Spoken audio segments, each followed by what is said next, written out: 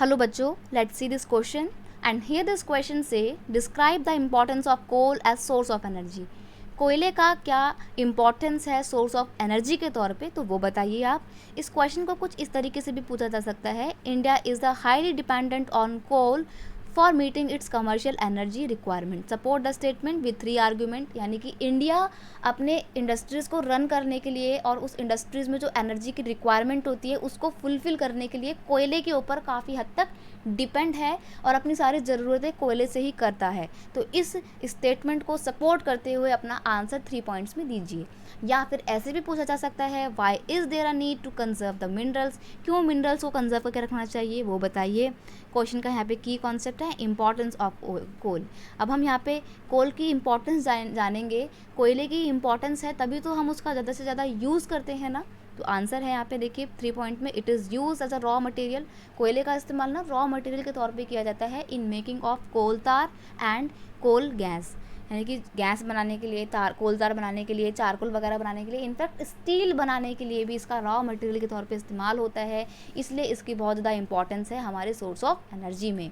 Next है cooking coal is also essential for the smelting of iron ore in blast furnace. Blast furnace मतलब जो भट्टियाँ होती हैं उसमें आयरन को क्या किया जाता है, पिघलाया जाता है, स्मेल्ट करते हैं, तभी तो उसको अलग अलग शेप में ढाल के चीज़ें बनाई जाती हैं।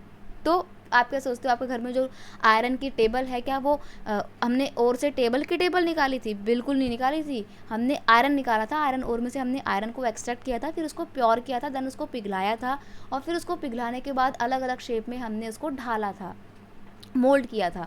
तो जब हमने आयरन को पिघलाया था तो स्मेल्ट करने के लिए बहुत ज़्यादा हाई हीट की ज़रूरत होती है।